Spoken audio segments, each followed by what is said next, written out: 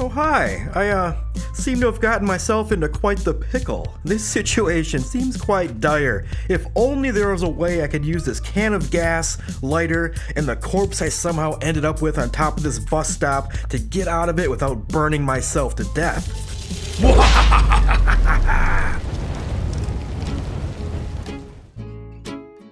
Any Project Zomboid veteran will know that if you want to take down a lot of zombies in an area without a care in the world to any of the loot they might have, that the go-to tool for this is one of the original classical elements, fire.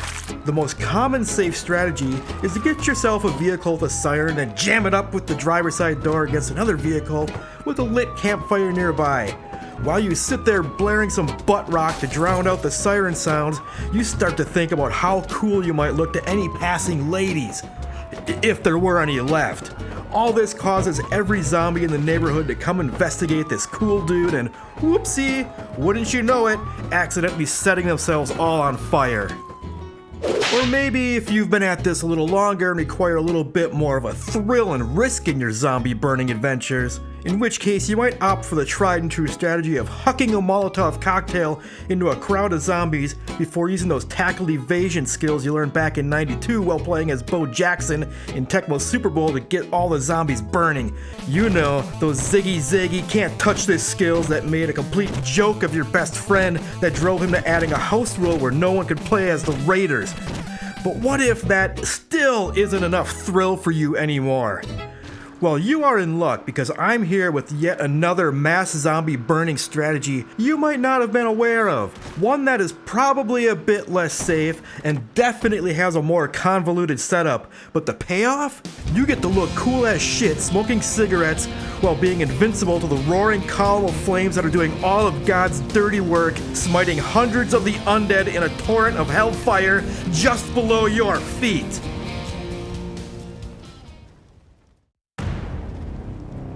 And I'm not going to claim that this is better than the tried and true safe vehicle method, but as the old saying goes, variety is the spice of life, and this here is some spice. So what do we need to pull off this stunt? First, you need to identify the building where you want this hot box to happen. A single-story building with a flat roof is the ideal candidate, although I highly recommend not picking any building that has this wide board texture on the roof. More on that later, but it is important for your safety. Secure the immediate area around it before getting to work, and also make sure you loot anything you want from the building while you still can. The key to this strategy is to be able to get up on the building's roof, and once you are up there, to make sure there is no way for the burning hordes to also reach the roof. This requires a combination of a few things depending on the situation. 1. A carpentry skill of 6. 2. A sledgehammer. And 3. Any working automobile.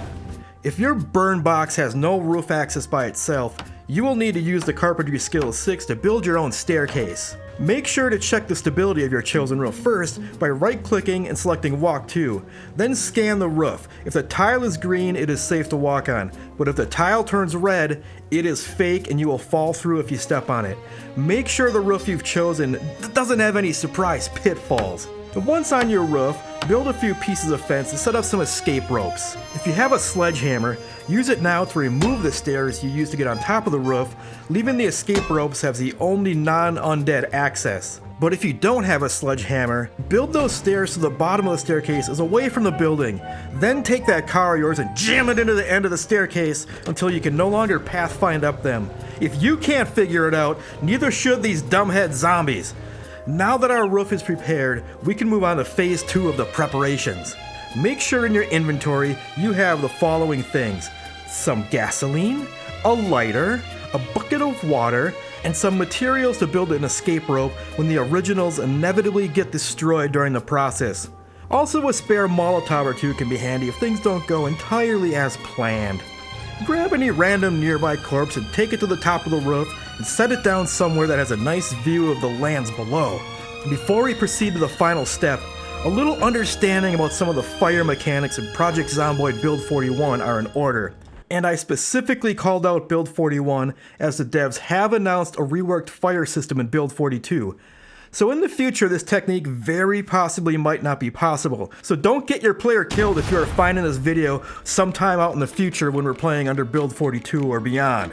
But today, in build 41, from the testing I've done, it appears that a floor tile will burn once and only once. There will be this little flame for a while, and then this big flame, and then it goes out. After it goes out, the tile is spent, and creeping fire will never burn it a second time. Some textures like grass and wood will show a visible burnt patch, while others like concrete and some ceiling tiles stay the same.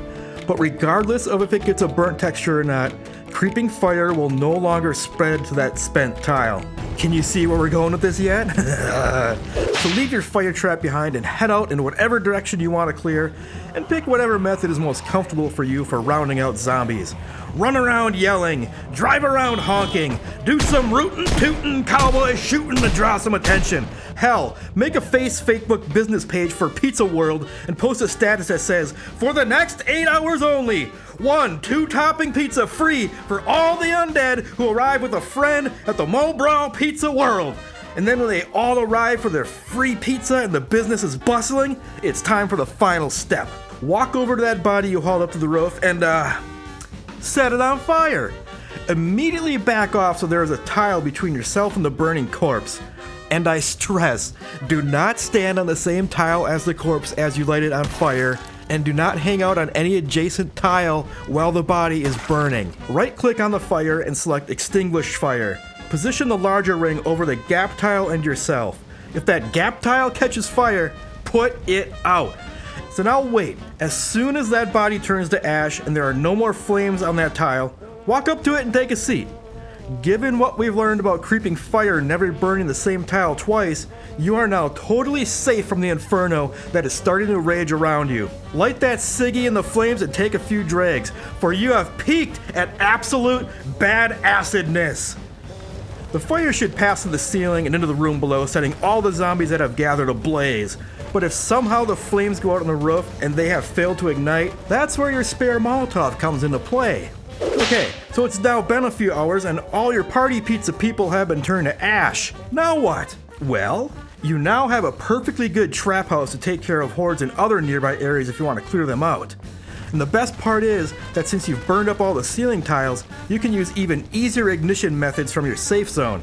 So go grab a cop car, drive around yelling over the speaker, "Today at Pizza World, Officer McNeely will be sitting over a tank of our in-house marinara sauce. Anyone who can hit the dunk tank bullseye with a ball of mozzarella and dunk Officer McNeely will win 2 free large pizzas."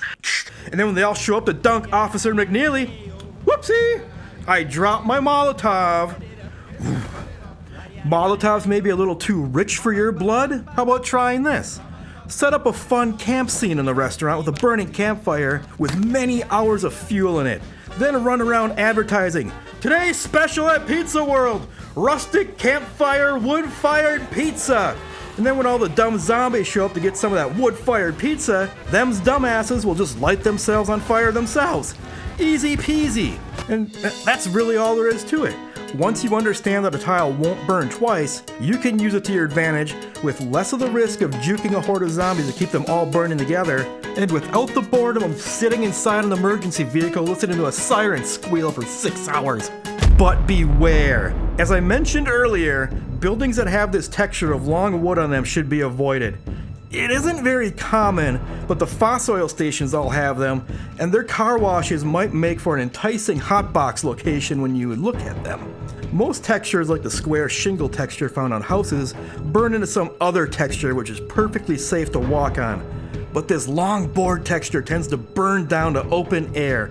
Sometimes you can walk over it like some weird magician, but other times you fall right through. And sometimes you'll just be chilling perfectly, floating above the gaping hole, watching the world burn, and then whoop, you just fall through. And that's not good at all. So there you go. Get your burn houses burning while we are still in the era of Build 41. Yeah, and if you enjoyed this video, regardless of if you think you'll try this or not, why not subscribe? I like to make unhinged stories from my playthroughs of many different games, and I'd love to have you along for the ride. Alright, see you next time.